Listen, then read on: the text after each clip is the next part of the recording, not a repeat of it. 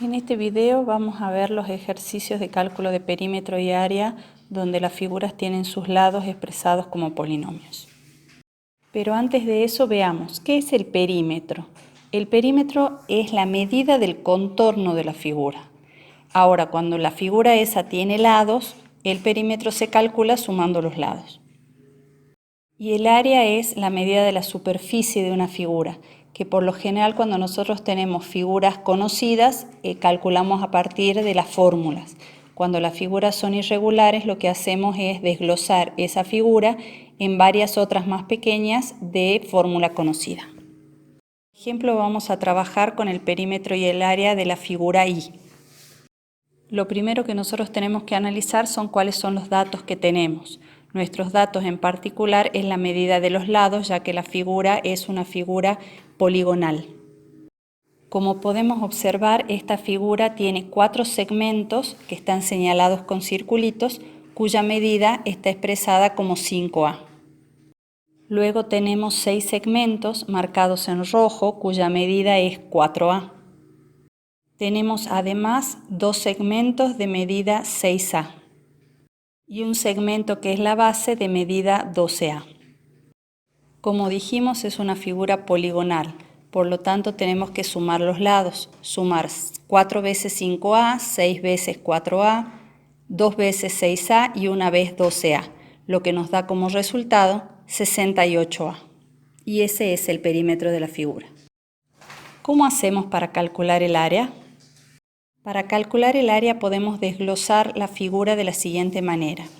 Un triángulo chiquito rosado, los 2 triángulos celestes que son iguales, un rectángulo marrón y el rectángulo verde. ¿Y cuáles son las medidas de esas figuras para calcular su área? Las medidas que más claramente se ven son las del rectángulo verde, que tiene como base 12A y como altura 4A. En el caso del rectángulo marrón, para calcular la base tendríamos que restar 12A menos 2 veces 5A como muestra la figura de la derecha.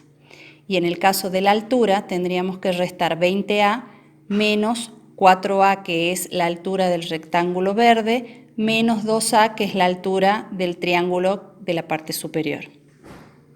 Para calcular las medidas del triángulo rosado, la altura ya está dada y es 2A, y para calcular su base tendríamos que hacer 12A menos los 2 pedacitos que miden 5A, por lo tanto la base también sería 2A, al igual que en el rectángulo marrón.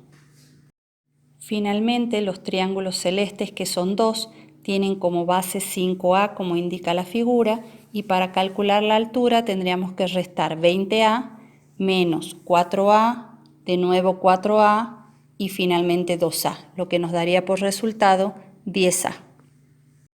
Para calcular las áreas tenemos que tener presente la propiedad de producto de potencias de igual base y recordar que A por A es A cuadrado.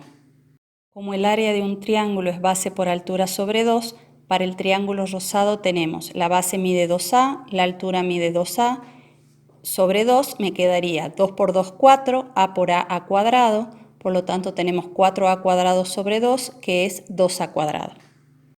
Para el rectángulo marrón tenemos que las fórmulas de los rectángulos son base por altura, por lo tanto tendríamos 2A por 14A, que es 28A cuadrado. El verde es nuevamente un rectángulo, por lo tanto hacemos base por altura, 12A por 4A, 12 por 4, 48, A por A cuadrado. Y finalmente tendríamos que hacer el área de los 2 triangulitos azules, por eso recordando que es base por altura sobre 2, a ese cálculo lo vamos a multiplicar por 2. Entonces nos queda 2 por 5A por 10A sobre 2, 5A por 10A es 50A cuadrado sobre 2, los 2 se simplifican y me queda directamente 50A cuadrado. Y para finalizar con el cálculo de área, como habíamos hecho que la figura se conformara por los 2 triángulos celestes, el triángulo rosado, el rectángulo verde y el rectángulo marrón, tendríamos que sumar las áreas. Por lo tanto, el área total sería área 1 más área 2 más área 3 más área 4, que era 2A cuadrado más 28A cuadrado más 48A cuadrado más 50A cuadrado, que da finalmente 128A cuadrado.